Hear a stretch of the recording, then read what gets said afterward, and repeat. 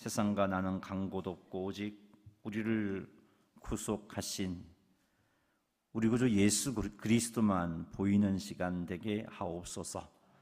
부주간종을 통하여서 능력의 말씀이 선포되고 그 말씀을 통하여서 하나님의 음성을 듣고 힘을 얻고 회복되고 치유되는 역사가 있게 하옵소서. 할렐루야. 찬양대 찬양을 통하여서 영광을 받으신 하나님 우리 아버지, 더욱더 우리 찬양대가 성령 충만함으로 하나님께 귀하게 쓰임받게 하옵소서. 예수님의 이름으로 기도드리옵나이다. 아멘. 자, 우리 인사하십시다. 은혜 받읍시다. 할렐루야.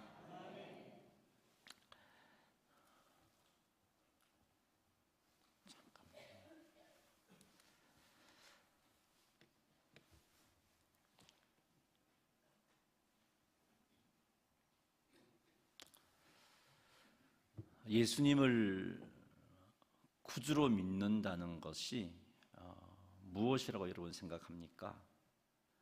예수님께서 나의 구주가 되신다는 것, 예수님께서 나에게 주님이 되신다는 것, 그것에 대한 지적인 동의, 그것을 의미할까요? 그래서 내가 그것에 동의하기 때문에 나는 예수님이 나의 구주가 되시고 나는 예수님이 나의 주가 되심을 믿습니다 라고 그렇게 고백하는 그것이 믿음일까요? 물론 이것이 기본이 되어야 합니다만은 이것만으로는 좀 부족합니다. 예수님을 구주와 주님으로 온전히 믿는다는 것은 예수님께서 나의 구주가 되시고 나에게 주님의 되심에 대한 삶의 표현까지 포함됩니다. 우리의 삶 속에서도 예수님이 나의 구주가 되심이 표현되어야 되고 우리의 삶 속에서도 예수님께서 나의 주가 되심이 표현될 때 그것을 가리켜서 믿음이다, 온전한 믿음이라고 할 수 있습니다. 예수님을 믿는다는 것은 예수님을 나의 구주와 주님으로 인정하는 것으로 끝나는 것이 아니라 예수님을 믿는다는 것은 예수님을 구주와 주님으로 인정하고 그 인정함이 우리의 삶 속에서도 표현되어지는 것, 그것이 예수님을 믿는 것입니다. 예수님을 믿는다는 것은 교회 안에서뿐만이 아니라 교회 밖에서도 예수님께서 구주와 주님 되심을 표현하는 것이 예수님을 믿는 것입니다. 기도할 때도 예수님을 구주와 주님으로 믿어야 하지만 직장 생활할 때도 예수님을 구주와 주님으로 믿어야 합니다. 이게 예수님을 믿는 겁니다. 성도들을 섬김에 있어서 예수님을 구주와 주님으로 믿어야 하지만 하나님을 모르는 이들을 섬기고 이웃을 섬기는 삶에 있어서도 예수님을 구주와 주님으로 믿어야 합니다. 이것이 예수님을 믿는 믿음입니다. 이렇게 살 때 성도들이 세상에서 세상 사람들에게 하나님이 살아 계심을 보여주게 됩니다. 이렇게 살 때 내 주변에 있는 사람들이 하나님이 정말 살아 계시구나, 하나님은 정말 구원자구나 라는 사실을 알게 되어집니다. 이런 삶을 사는 성도는 틀림없이 행복합니다. 이런 삶을 사는 성도는 틀림없이 하나님께서 함께 하시고 도우시고 계심을 삶 속에서 경험하게 되는 것입니다. 오늘은 에스라를 통해서 온전한 믿음이 어떤 것인지, 온전한 믿음의 삶이 어떤 것인지를 한번 살펴볼 것입니다. 그리하여 우리도 온전한 믿음의 삶을 살아서 하나님께 영광을 돌리고 내가 속한 공동체, 그것이 직장이든 교회든 가정이든 간에 내가 속한 모든 곳에서 내 주변 사람들이 하나님을 알 수 있도록 하나님을 보여주고 나아가 삶 속에서도 행복한 삶을 살게 되는 성도님들이 다 되시기를 주님의 이름으로 축원합니다. 우선 에스라가 어떤 사람인가부터 한번 생각해 보겠습니다. 에스라 7장 6절 말씀 한번 읽어보겠습니다. 이 에스라가 바벨론에서 올라왔으니 그는 이스라엘의 하나님 여호와께서 주신 모세 율법에 익숙한 학자로서 그의 하나님 여호와의 도우심을 입음으로 왕에게 구하는 것은 다 받는 자이더니. 아멘. 저 6절 7장 6절 말씀을 보니까 이런 표현이 있습니다. 율법에 익숙한 학자라는 표현이 있습니다. 이 학자라는 히브리어가 미하르라는 단어를 쓰고 있는데, 마히라라는 단어를 쓰고 있는데, 이 마히르는 민첩하다 그런 뜻이 있고요, 또 익숙하다, 능숙하다라는 뜻이 있습니다. 그래서 모세가 율법에 익숙한 학자다라는 그 말은, 에스라가 율법에 익숙한 학자라는 그 말은 여호와의 율법을 능숙하게 이해했으며, 또한 그것을 이해한 것으로 끝나지 않고 민첩하게 준행하는 사람이다라는 그런 의미입니다. 우리는 에스라 7장 6절에 그 마히르라는 그 익숙한이라는 단어를 통해서 에스라는 정말 하나님의 율법에 대해서 온전히 알고 있고 그 율법을 철저히 지키는 자구나 하는 것을 깨닫습니다. 자, 그것을 통해서 우리는 에스라는 정말 하나님을 온전히 믿는 사람이구나 하는 것을 짐작할 수 있습니다. 왜냐하면 하나님께서 주신 율법은 우리들로 하여금 하나님을 온전히 믿도록 가르쳐 주는 것이기 때문에 그렇습니다. 우리로 하여금 하나님을 온전히 믿도록 가르쳐 주는 그 율법에 대해서 익숙한 에스라, 마히르라는 단어를 통해서 표현했는데, 그것을 볼 때 그 율법에 익숙한 에스라는 하나님을 온전히 믿는 사람이어야 되는 것이죠. 그렇지 않고는 그 율법을 온전히 이해했다고도 할 수 없고 민첩하게 지키는 사람이라고도 할 수가 없습니다. 그래서 우리는 이 사실을 통해서 에스라는 율법에 익숙한 학자라는 표현을 통해서 하나님을 온전히 믿는 사람이구나라는 것을 알 수 있습니다. 그리고 또 한 가지 확실한 증거, 에스라가 하나님을 온전히 믿는 믿음의 사람이라는 확실한 증거가 저 6절에 나와 있죠. 그의 하나님 여호와의 도우심을 입음으로 왕에게 구하는 것을 다 받는 자이더니. 자, 지금 에스라는요 포로민입니다. 포로민이죠. 나라를 잃은 사람이죠. 바빌론 제국에 포로된 그 포로민인 에스라, 그리고 그 바빌론이 망해서 지금 바사 제국이 들어섰고 바사 제국에 아하수에로 왕이 통치하고 있는 그 때입니다. 그때 그곳에서 에스라가 왕에게 구하는 것을 다 받았다라는 표현이 있는데, 그 왕에게 구하는 것을 다 받았는데 어떻게 해서 그런 일이 가능했는가 보니까 그의 하나님 여호와의 도우심을 입음으로라는 표현을 쓰고 있습니다. 자, 여기에서 에스라는 철저하게 하나님의 도우심을 입는 사람이었구나. 그래서 낯선 이국 땅에서 또 식민지 백성인데 그런 존재가 왕에게 구하는 모든 것을 얻었구나 하는 것을 알 수 있습니다. 그렇다면 에스라가 하나님의 은혜를 입어서 왕에게 구하는 모든 것을 얻었다는 그 사실을 통해서 볼 때 에스라의 믿음은 온전한 믿음을 소유하고 있었구나, 온전한 믿음이구나 하는 것을 알 수 있습니다. 만일 에스라에게 온전한 믿음이 없었다면 우리 하나님은 그를 도우지 않았을 것이며 하나님의 도우심으로 왕께 구하는 모든 것을 받지 못했을 것입니다. 그래서 우리는 결론적으로 에스라는 하나님을 온전히 믿는 믿음의 사람이다 하는 것을 우리는 알 수 있습니다. 자, 그렇다면 오늘 우리가 살펴보고자 하는 것은 온전한 믿음의 삶이 어떤 것이냐 이잖아요. 그래서 우리는 에스라가 어떻게 살았는지를 한번 살펴볼 겁니다. 에스라가 어떻게 살았는지를 보면은 온전한 믿음의 삶이란 게 이런 거구나 하는 것을 알 수 있습니다.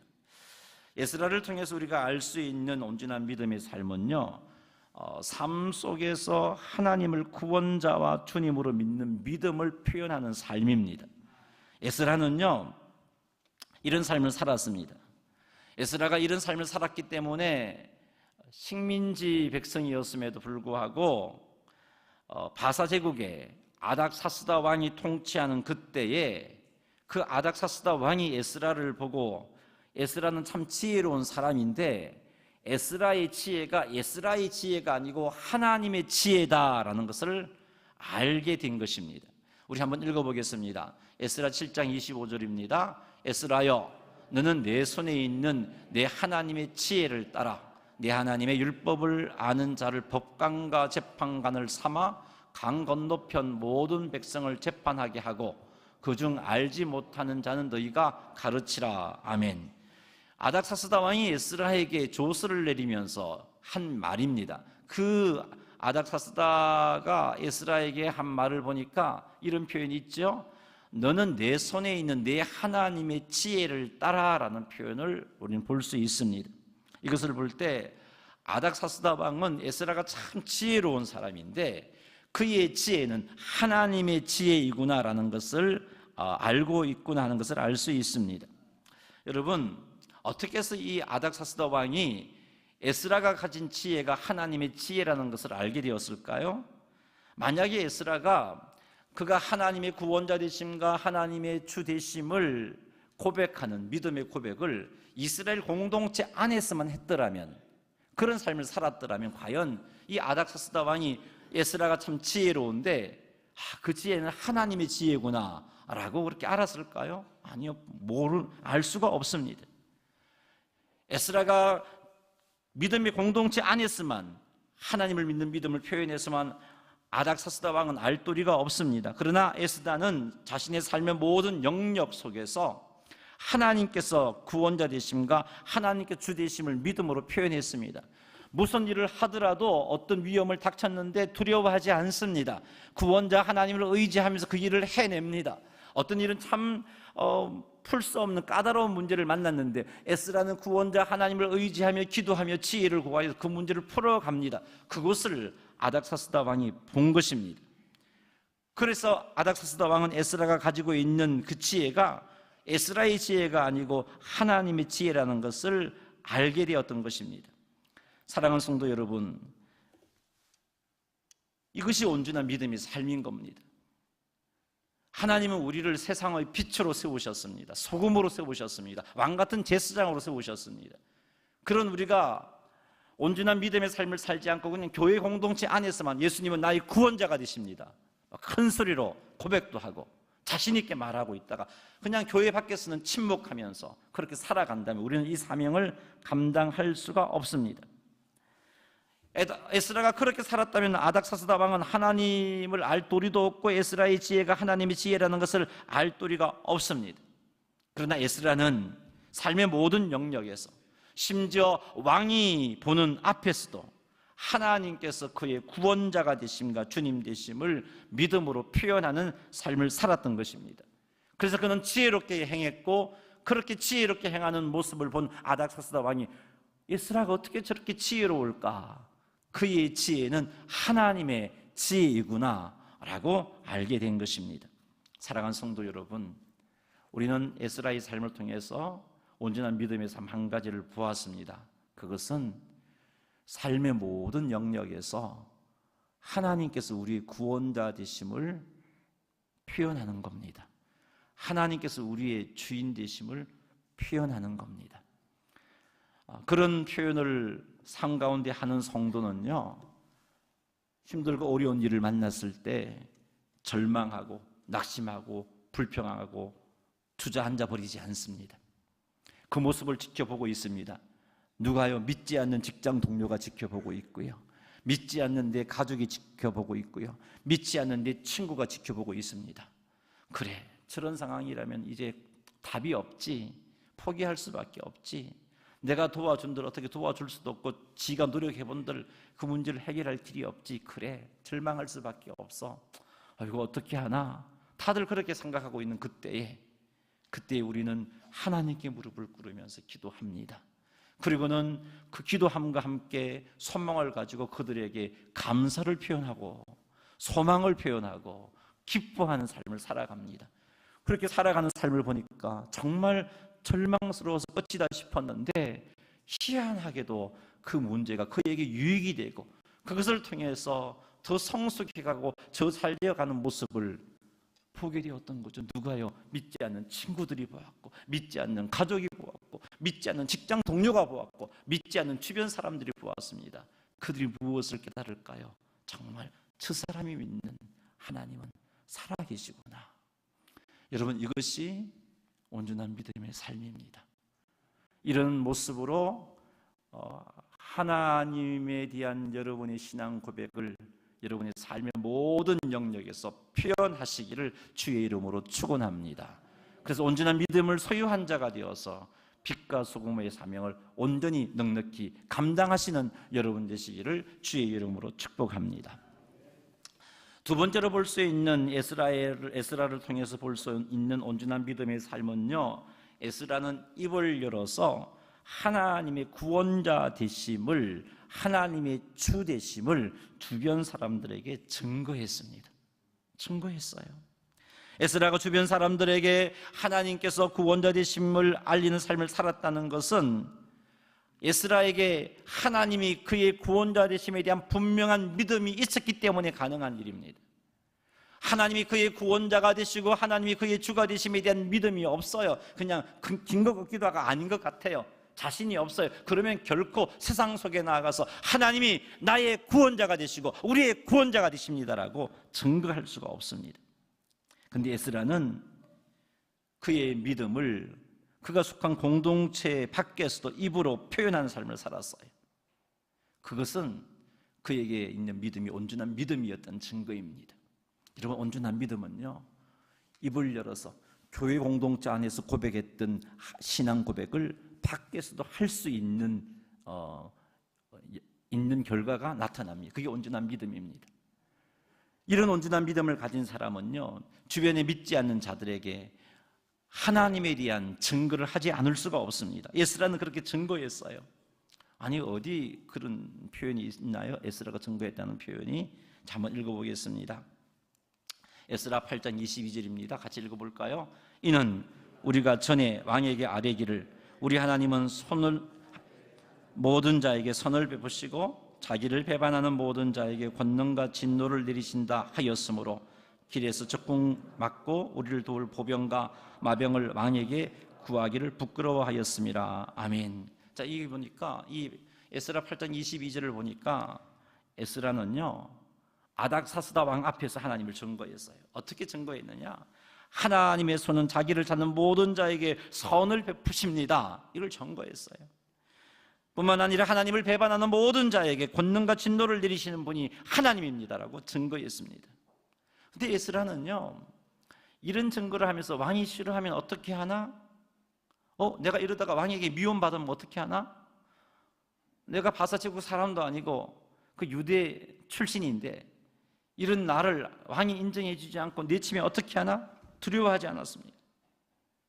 하나님이 지금까지 붙잡아 주셨고 하나님의 섭리 가운데 지금 그래서 왕과 이렇게 친근하게 지냈고 그 가운데 이렇게 왔는데 내가 이 아닥사스다 왕 앞에서 하나님을 증거하다가 잘못되어진다, 그렇다면 그것도 하나님의 뜻이겠고 또 하나님이 살아계시기 때문에 결코 이 일로 인해서 내가 크게 잘못되어지는 일은 일어나지 않을 것이다라는 믿음이 있었던 것이죠. 자신의 구원자 되시고 주인 되신 하나님께서 이 아닥사스다 왕에게 하나님을 증거하기를 기뻐하신다는 사실을 안 에스라는 조금도 주저함이 없이 왕 앞에서 하나님을 증거했던 겁니다. 두려움 없이 왕 앞에서 증거했습니다. 하나님의 손은 자기를 찾는 모든 자에게 선을 베푸시는 분이시고 자기를 배반하는 모든 자에게 권능과 진노를 내리시는 분이다라고 증거하고 또 증거했습니다. 이것이 바로 여러분 삶 속에서 우리의 믿음을 표현하는 삶이고 이것이 온전한 믿음의 삶입니다. 그래서 우리는 금년에 들어와서 우리 매주 5명에게 전도지주라는 운동을 하고 있지 않습니까?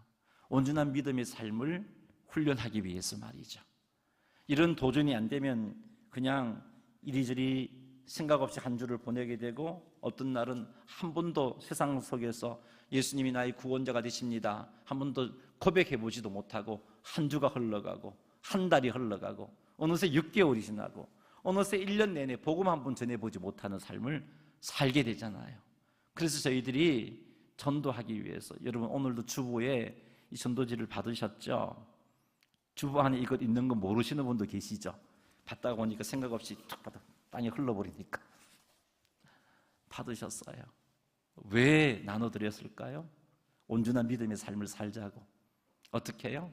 이것 가지고 세상 밖에서, 교회 밖에서 예수 그리스도가 우리의 구원자가 되십니다라고 시인하면서 예수님을 증거하라고 넣어드린 겁니다. 그런 삶이 바로 온전한 믿음의 삶인 거죠.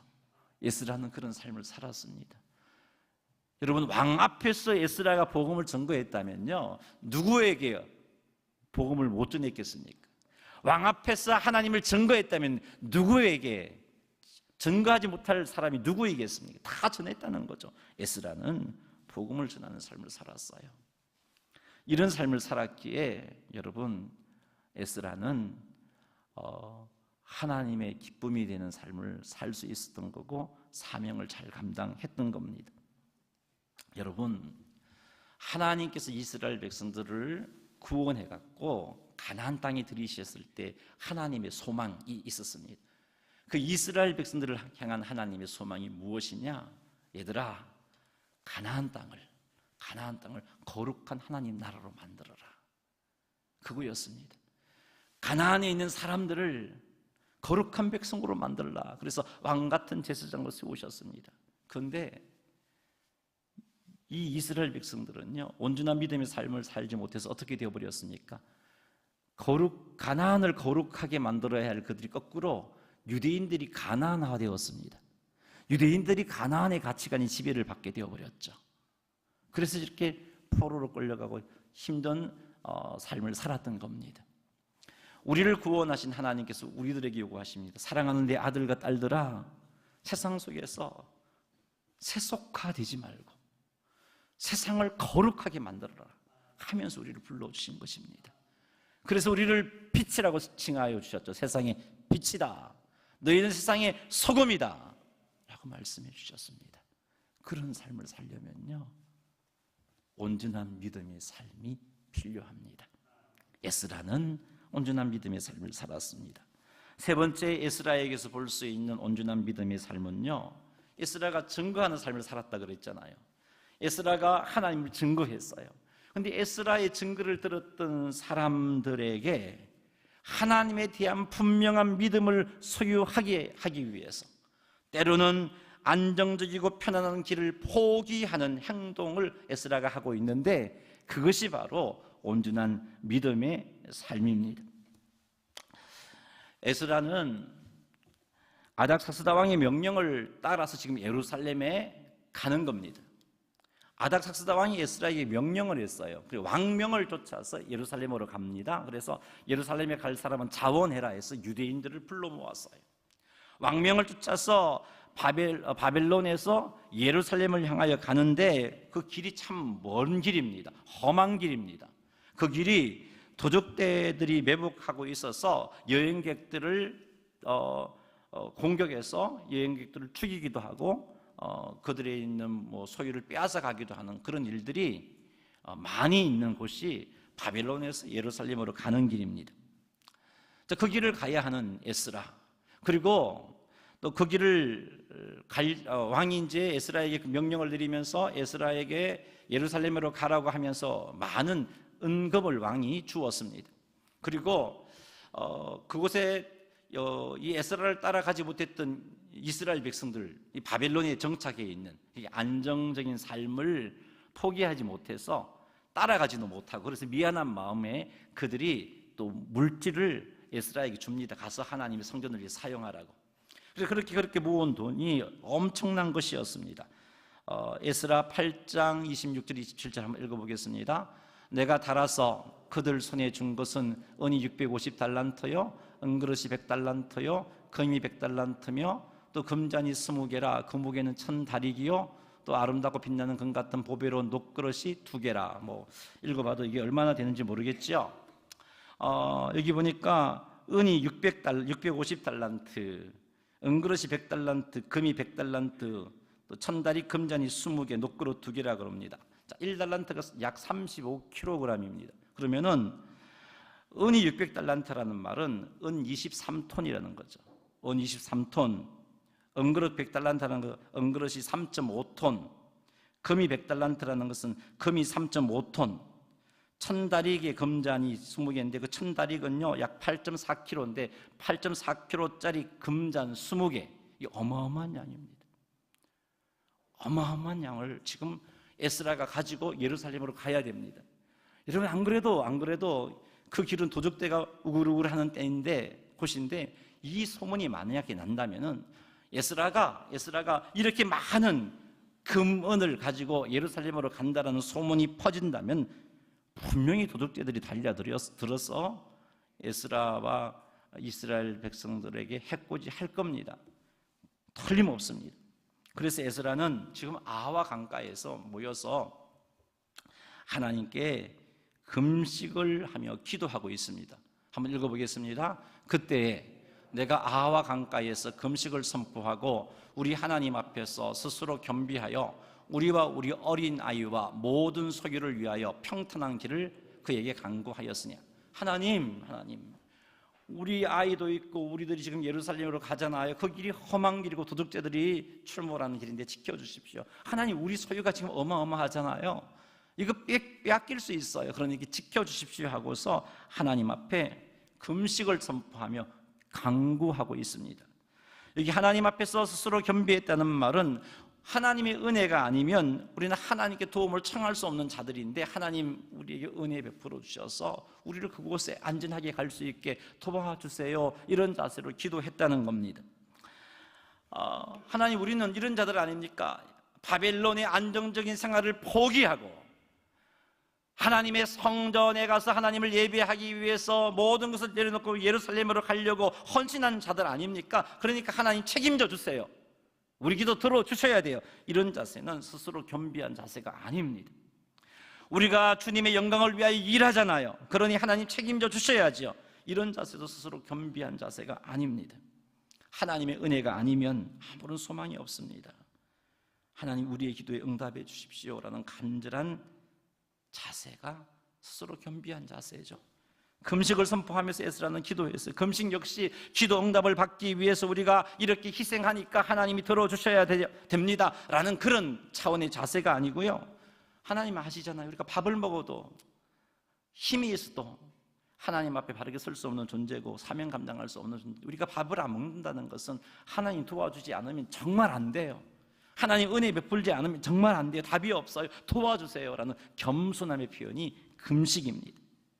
이렇게 겸비하여 하나님께 간구했습니다. 하나님, 우리 아이와 우리들과 우리 소유를 위하여 하나님께서 은혜 베푸셔서 안전하게 갈 수 있게 해주십시오라고 기도했어요. 근데 여러분, 왜 에스라가 이렇게 힘들게, 이렇게 어렵게 금식하며 기도하는 길을 택했을까요? 지금 에스라가 예루살렘에 가는 게 어떤 길이라 그랬죠? 왕의 명령이라 그랬잖아요. 왕이 시켜서 가는 거잖아요. 왕이 시켜서 지금 예루살렘으로 가게 되었고, 왕이 준 은금, 그것을 가지고 지금 예루살렘으로 가고 있는 것 아닙니까? 그렇다면 마땅히 에스라는 왕에게 요청할 수 있잖아요. 왕이요, 지금 그 길이 너무 험한 길이니까 군사를 붙여주십시오. 요청할 수 있는 것 아닙니까? 왕명을 따라 하는 일이니까. 그리고 왕이 주신 은금을 안전하게 예루살렘으로 운반해야 되니까 그래서 군사가 필요합니다. 요청할 수 있는 일 아닙니까? 지금까지 에스라는 왕에게 요청한 것을 한 번도 거절당하지 않고 다 왕이 들어주는 그런 관계였잖아요. 그러니 이 문제를 가지고 왕에게 요청할 수 있잖아요. 어려운 일 아니잖아요. 마땅히 할 수 있는 일 아닙니까? 그런데 왜 에스라는 그 일을 하지 않은 걸까요? 에스라가 그 일을 하지 않은 이유를 밝히고 있습니다. 한번 읽어볼까요? 에스라 8장 22절. 이는 우리가 전에 왕에게 아뢰기를, 우리 하나님의 손은 자기를 찾는 모든 자에게 선을 베푸시고 자기를 배반하는 모든 자에게는 권능과 진노를 내리신다 하였으므로 길에서 적군을 막고 우리를 도울 보병과 마병을 왕이 구하기를 부끄러워하였습니다. 아멘. 에스라가 하나님을 증거했잖아요. 하나님은 자기를 찾는 자에게 구원을 베푸시는 분입니다 라고 증거했잖아요. 하나님은 그런 분이에요. 하나님은 자기를 찾는 자를 구원하시는 구원자 하나님이고, 자기를 배신하는 자에게 진노하신 하나님이라고 증거했는데, 그렇게 왕을 볼 때마다 하나님을 그렇게 증거해 놓고서 이제 예루살렘 가게 되니까 길이 위험하니까 군사 내어달라고 말하기가 에스라가 판단해요. 이건 아니다 싶었던 거죠. 이렇게 말하면 왕이 뭐라고 생각할까? 내가 지금 왕에게 하나님에 대해서 증거했는데 내가 이렇게 말하면 그 왕이 뭐라고 생각할까? 뭐 결정적일 때는 하나님도 별 수 없나 보구나, 뭐 그렇게 생각할 수 있을 거라고 에스라가 생각했던 겁니다. 이렇게 되면 하나님을 지금까지 열심히 증거했는데 그 증거가 허물어져 버릴 수 있는 거죠. 그래서 모든 환경에서 하나님께서는 하나님을 의지하는 자를 보호하시고 인도하심을 증거했는데 에스라는 그것을 지금 왕에게 알게 하고 싶었던 겁니다. 오히려 이 일을 통해서 군사를 요청하지 않고 하나님께 기도하고 하나님의 도우심을 받고 예루살렘에 조금도 어려움 없이 도착하는 그 일들을 통해서 왕에게 정말 에스라가 증거한 그게 맞구나, 에스라가 섬기는 하나님은 자기를 찾는 자들을 지키시고 보호하시는 분 맞구나, 그것을 또 알게 해주고 싶었던 거죠. 그래서 좀 부끄러워했다는 말은 주저하고 좀 고민을 했어요. 에스라가 좀 주저하고 머뭇거렸다는 표현이, 왕에게 요청할까 말까, 너무나 참 그 험한 길이니까 요청할까 말까 고민을 했어요. 고민했다가 포기하고 금식했던 거죠. 이것이 바로 하나님을 온전히 의지하는 믿음의 삶입니다.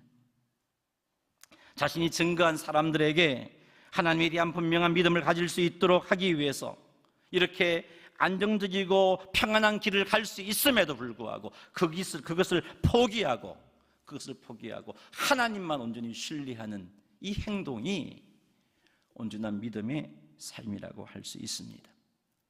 여기서 우리 한 가지 제가 높아심으로 이야기하는데, 그러면은 하나님께 도움을 청하면서 하나님, 우리가 지금 바벨론에서 예루살렘으로 가야 하는데 그 길이 험한 길이에요.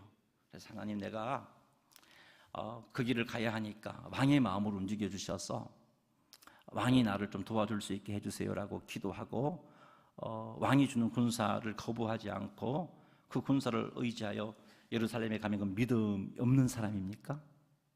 아니요, 그것도 믿음이 있는 사람이에요. 느헤미야가 그러했습니다. 뒤쪽에 보면 느헤미야가 왕의 군사를 힘입고서 바벨론에서 예루살렘까지 갔어요. 그런데 제가 지금 말씀드리고 싶은 것은 그 군사를 의지하느냐 의지하지 않느냐의 문제가 아니고, 에스라가 왕에게 증거했잖아요. 하나님을 증거했잖아요. 하나님은 당신을 찾는 자를 구원하시는 분이라고 증거했는데 그 증거가 아닥사스다 왕이 들었을 때 이거 가짜구나, 뭐 별 수 없구나 이런 생각을 할 수 있을까에 대한 염려 때문에, 또 한편으로는 그 증거가 확실하다는 것을 더 경험시키고 주고 싶은 생각에서 에스라가 그 편한 길, 쉬운 길을 내려놓고 기도했다는 것, 이것이 바로 온전한 믿음의 삶이라는 겁니다. 그것을 여러분 보셔야 됩니다. 그리고 또 이렇게 온전한 믿음을 살기 위해서 편안한 길을 내려놓고 안정적인 길을 내려놓고 하나님을 의지하는 선택을 했을 때 우리가 하지 말아야 할 실수가 하나 있는데, 우리가 하나님의 영광을 위하여 이렇게 편하고 안정적인 길을 포기했으니 하나님께서 알아서 하시겠지 하고 가만히 있는 실수를 범하지 말아야 됩니다. 우리는 그런 생각할 수 있어요. 우리가 하나님을 위해서 이렇게 결단했잖아요. 다른 욕심이 아니고 왕에게, 내가 복음을 증거한 자들에게 하나님이 구원자이심을 드러내기 위해서 우리가 이 길을 택했으니까 하나님 알아서 하십시오 라는 자세는 위험합니다. 에스라는 그렇게 하지 않았어요. 에스라를 보십시오. 백성들을 불러놓고 얼마나 간절하게 기도했는지 모릅니다. 기도했어요. 하나님 도와달라고, 우리들을 지키시고 우리 아이들을 지켜주시고 우리의 소유를 지켜달라고 간절하게 기도했습니다. 한번 읽어볼까요? 얼마나 간절하게 기도했는지, 언제까지 기도했는지. 시작. 그러므로 우리가 이를 위하여 금식하며 우리 하나님께 간구하였더니 그의 응낙하심을 입었느니라. 하나님께서 응답해 주실 때까지, 그래 내가 너 도와주마, 염려하지 말라, 내가 너와 함께 하겠다고 응답하실 때까지 기도했어요. 이게 여러분 온전한 믿음의 삶이에요. 내가 하나님을 위해서 이만큼 했으니까 하나님이 알아서 하시겠지 하고 그냥 주저앉아 있는 것은요, 온전한 믿음의 삶이 아닙니다. 이렇게 하나님께 매어 달려 간절히 기도했을 때 하나님이 역사하시는데, 하나님께서 이 에스라의 이 행동을 통해서 영광을 받으시고요, 에스라의 이 행동을 통해서 이스라엘 백성들에게도 하나님은 정말 구원자 하나님이구나 알게 하셨고요. 이 일을 통해서 아닥사스다 왕도 하나님이 정말 에스라가 증거한 대로 그를 의지하는 자를 구원하시는 분이구나 알게 하십니다. 그래서 여러분 에스라서 8장 31절 말씀 한번 읽어보겠습니다. 그 첫째 달 12일에 우리가 아와 강을 떠나 예루살렘으로 갈새 우리 하나님의 손이 우리를 도우사 대적과 길에 매복한 자의 손에서 건지신지라. 하나님의 일하심이 참 오묘하고 신묘막측이에요. 만약에 에스라가 간구했잖아요. 하나님 의지하면서 갔는데 도우셔서 아예 이 도적대가 없도록 막아버렸다면요, 아마 그렇게 길을 갔던 이스라엘 백성들은 그래 뭐 우연히 이런 일이 생겼겠지, 하나님이 도우심이라고 생각하지 않았을 겁니다. 그리고 그 왕도 마찬가지죠. 그래 뭐 우연하게 뭐 그렇게 형통하게 잘 갔겠지, 그렇게 생각했을 거예요. 근데 보세요, 그래서 하나님은 그렇게 하지 않았잖아요. 도적들이 나타나도록 허락하셨어요. 그들의 가는 길에 이스라엘을 치고자 도적들이 매복해 있었어요. 근데 하나님께서 간섭하셔서 그들의 손에서 건져 주시는 일을 하셨죠. 그 일을 이스라엘 백성들이 경험하니까 정말 하나님은 우리를 구원하시는 분이구나 고백하지 않을 수, 이건 우연이야 말할 수가 없잖아요. 이 모습을 본 그 왕도 뭐라고 생각해? 이 소문을 들었던 왕도 그래 하나님은 에스라가 증거한 대로 구원의 하나님이시구나, 의지하는 자에게 구원의 하나님이시구나 라고 그렇게 시인하지 않을 수 없도록 그렇게 역사하셨어요.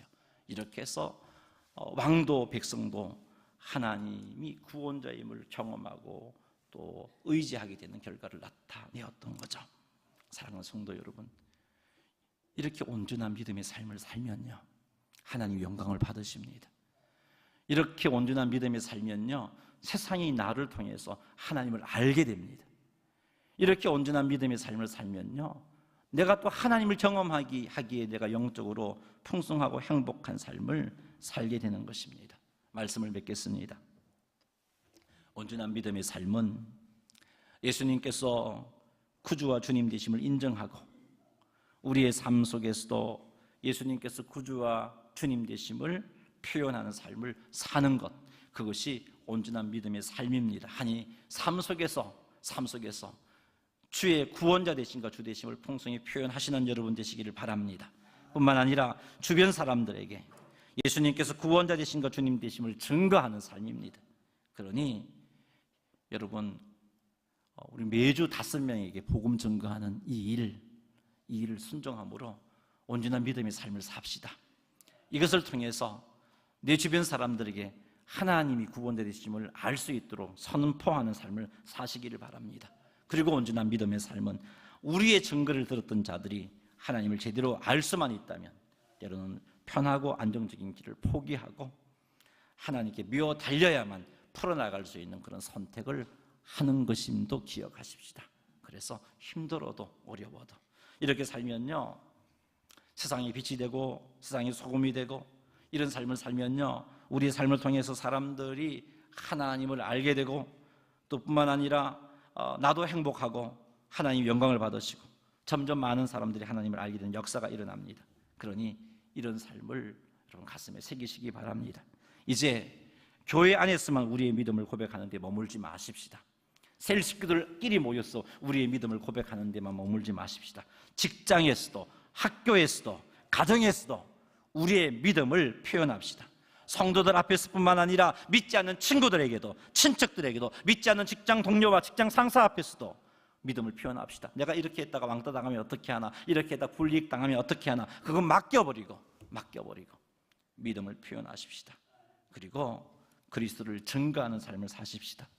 믿음을 표현하는 방법 2가지입니다. 삶으로 우리가 우리의 삶으로 예수 그리스도가 구주 되시고 주인 되심을 표현하는 것. 힘들고 어려운 일을 만났을 때 절망하지 않고 낙심하지 않고 기도함으로써 감사하고 소망을 가지고 기뻐하는 삶으로 하나님이 구원자 되심을 보여주는 삶이 하나 있고요. 또 믿음을 표현하는 또 다른 방법은 예수 그리스도를 증거하는 겁니다. 그러니 여러분, 예수님께서 구원자 되심과 주님 되심을 증거하는 일에 힘써서 우리의 믿음을 표현합시다. 삶으로 우리의 믿음을 이렇게 표현할 때 정말 때로는 편안과 안정적인 삶을 포기할 때도 있지만 경제적인 손해도 감수할 때도 있고 감수해야 하기도 하지만 육체적으로도 피곤해질 수도 있지만 그럼에도 불구하고 우리의 입술로 증거한 하나님께서 구원자 되신가 주님 되심을 그들이 알 수 있도록 희생을 감내하고 표현하고 하나님께 부르짖으시는 여러분 되시기를 바랍니다. 그러면 여러분 믿음도 성숙해지고 빛이 되고 소금이 되고 나로 말미암아 주변 사람들이 예수 믿게 되고 정말 행복하고 풍성한 역사가 우리 주변에서 많이 일어나게 될 것입니다. 이것을 기억하면서 우리 온전한 믿음의 삶을 살아가시는 성도님들이 다 되시기를 주의 이름으로 축복합니다. 주변 우리 인사합시다. 온전한 믿음의 삶을 삽시다. 세 가지 의미를 생각하면서 다시 한번 더 고백해 봅시다. 온전한 믿음의 삶을 삽시다.